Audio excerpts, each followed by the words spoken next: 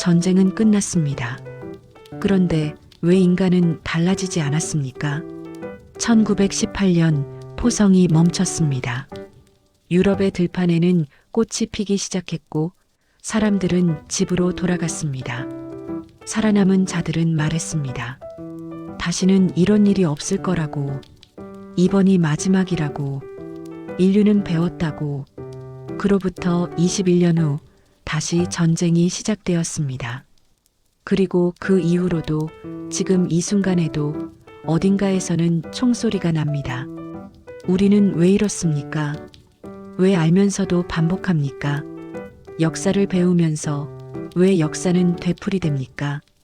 오늘 이 이야기는 그 질문으로부터 시작합니다. 전쟁터에서 사랑을 했던 한 남자의 이야기입니다. 어니스트 해밍웨이의 소설 무기여 잘 있거라입니다. 해밍웨이는 전쟁을 직접 겪었습니다. 그는 1차 세계대전 중 이탈리아 전선에서 적십자 구급차 운전병으로 복무했습니다. 19살이었습니다. 그는 포탄에 맞아 두 다리에 수십 개의 파편을 박은 채 병원으로 실려갔습니다. 살아남았습니다. 하지만 그가 본 것들은 쉽게 사라지지 않았습니다. 전장의 진흙탕, 비에 젖은 참호, 어제까지 함께 밥을 먹던 동료의 빈자리, 무엇을 위해 싸우는지 알 수 없는 전쟁. 그 속에서 사람들은 죽었고 남은 사람들은 그 이유를 묻지 않으려 했습니다. 해밍웨이는 그 경험을 10년 가까이 품고 살다가 소설 한 편을 썼습니다. 그것이 무기여 잘 있거라입니다. 주인공 프레데릭 헨리는 미국인 장교입니다. 그는 이탈리아 전선에서 싸웁니다. 왜 싸우냐고 물으면 그는 딱히 대답하지 못합니다. 사명감이 있는 것도 아닙니다. 조국을 위한 뜨거운 열정도 없습니다. 그는 그저 거기에 있었습니다. 전쟁이라는 거대한 흐름 속에 쓸려 들어간 한 사람. 그리고 그는 캐서린 바클리를 만납니다. 영국인 간호사. 전쟁터 가까이에서 부상자들을 돌보는 여인. 그녀도 이미 한 번 잃었습니다. 약혼자를 전쟁에서 잃었습니다. 그녀는 알고 있었습니다. 이 땅에서는 아무것도 약속할 수 없다는 것을. 두 사람은 서로를 바라봤습니다. 전쟁이라는 배경이 없었다면 아마 그들은 그렇게까지 서로에게 끌리지 않았을지도 모릅니다. 내일이 없을 수도 있다는 공포가 오늘을 더 간절하게 만들었습니다. 파괴 속에서 사랑이 피어났습니다. 이것은 인간의 오래된 역설입니다. 가장 잔인한 곳에서 가장 아름다운 감정이 싹틉니다. 하지만 전쟁은 기다려주지 않습니다. 헨리는 전선으로 복귀하고 포탄에 맞습니다. 병원으로 돌아옵니다. 캐서린이 그를 간호합니다. 그들의 사랑은 깊어집니다. 캐서린은 아이를 가집니다. 잠깐 여기서 멈춰야 합니다. 헨리는 이 순간 무언가를 깨닫기 시작합니다. 전쟁이 무의미하다는 것, 자신이 싸우는 이유를 모른다는 것, 그리고 자신이 지켜야 할 것이 생겼다는 것. 그는 생각합니다. 나는 왜 여기에 있는가? 이 전쟁은 무엇을 위한 것인가? 누가 이기면 무엇이 달라지는가? 그는 답을 찾지 못합니다. 해밍웨이는 이 장면에서 주인공에게 매우 솔직한 독백을 줍니다.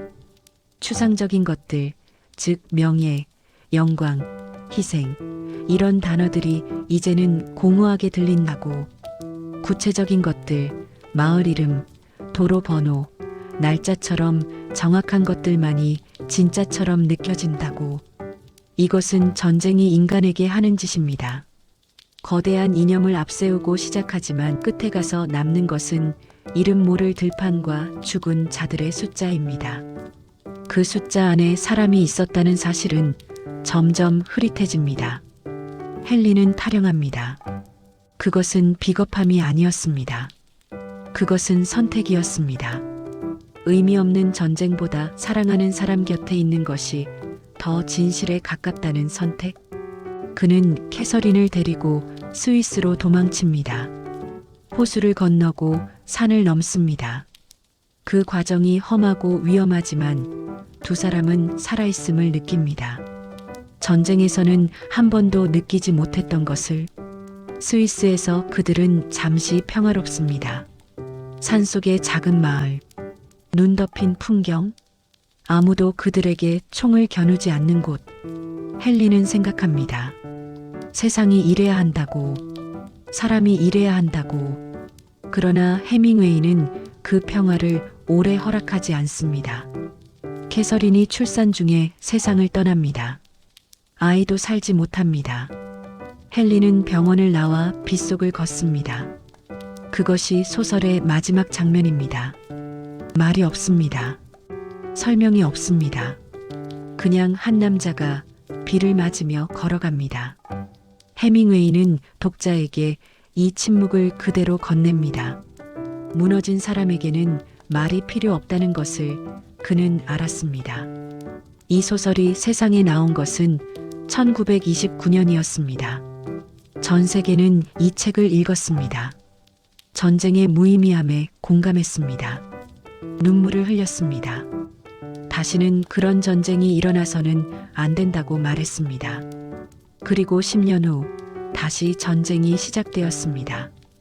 2차 세계대전, 인류 역사상 가장 많은 사람이 죽은 전쟁. 해밍웨이의 소설을 읽은 사람들이 살아있던 시대에 다시 시작된 전쟁. 우리는 왜 이럴까요? 왜 알면서도 반복할까요? 왜 역사를 배우면서 역사를 되풀이할까요? 이것은 전쟁만의 문제가 아닙니다. 우리의 일상으로 내려와도 질문은 같습니다. 왜 우리는 상처를 준 사람에게 다시 돌아갑니까? 왜 고쳐야 한다고 알면서도 같은 방식으로 화를 냅니까? 왜 작년에도 재작년에도 했던 후회를 올해도 합니까? 사람은 습관으로 삽니다. 그리고 습관은 반복을 좋아합니다. 익숙한 것은 나쁜 것이라도 편안하게 느껴집니다. 변화는 두렵습니다. 알 수 없는 것은 더 두렵습니다. 그래서 우리는 알면서도 같은 자리로 돌아옵니다. 인류도 마찬가지입니다. 전쟁의 비극을 알면서도 다시 전쟁을 선택합니다. 지도자들은 명분을 만들고 사람들은 그 명분에 따라 움직입니다. 그리고 나중에야 다시 후회합니다. 또 다시는 이러면 안 된다고 말합니다. 이 반복이 인간의 비극입니다. 해밍웨이는 이것을 분노로 쓰지 않았습니다. 그는 담담하게 썼습니다. 짧은 문장으로 군더더기 없이 그냥 보여주었습니다. 그것이 더 슬픕니다. 설명보다 침묵이 때로는 더 많은 것을 말합니다. 그렇다면 우리는 어떻게 해야 합니까? 반복을 멈출 수 없다면 우리는 그냥 포기해야 합니까? 해밍웨이는 답을 주지 않습니다. 그가 준 것은 질문뿐입니다. 하지만 그 질문 안에는 희미한 단서가 있습니다. 헨리가 탈영을 결심한 그 순간 그에게는 지켜야 할 한 사람이 생겼습니다. 거대한 명분이 아니라 구체적인 한 사람. 이름이 있고 얼굴이 있고 함께 밥을 먹고 잠을 자는 한 사람. 그 한 사람이 그를 바꿨습니다. 전쟁보다 더 강하게. 어쩌면 반복을 멈추는 것은 거대한 각성이 아닐지 모릅니다. 지금 내 곁에 있는 한 사람을 제대로 보는 것. 그 사람의 이름을 기억하는 것. 그 사람이 오늘 어떤 하루를 보냈는지 묻는 것. 그것이 전쟁을 막지는 못합니다. 하지만 내 삶의 반복만큼은 조금 바꿀 수 있습니다. 해밍웨이는 나중에 이런 말을 남겼습니다. 세상은 모든 사람을 부숩니다. 그리고 그 후에 어떤 사람은 부서진 자리에서 더 강해집니다. 이 문장을 읽을 때마다 생각합니다. 강해진다는 것이 무감각해지는 것은 아닐 것입니다. 상처를 잊는 것도 아닐 것입니다. 부서졌다는 사실을 인정하면서도 다시 일어서는 것. 그것이 해밍웨이가 말한 강함이었을 것입니다. 전쟁을 경험한 사람은 다시 태어납니다. 하지만 이전의 자신으로 돌아갈 수는 없습니다. 헨리도 그랬습니다. 캐서린을 잃고 빗속을 걷는 그 남자는 전쟁터에 왔던 그 청년과 같은 사람이 아닙니다. 잃어본 사람만이 아는 것이 있습니다. 소중한 것은 언제나 잃고 나서야 보인다는 것. 지금 당신의 삶을 조용히 떠올려 보십시오.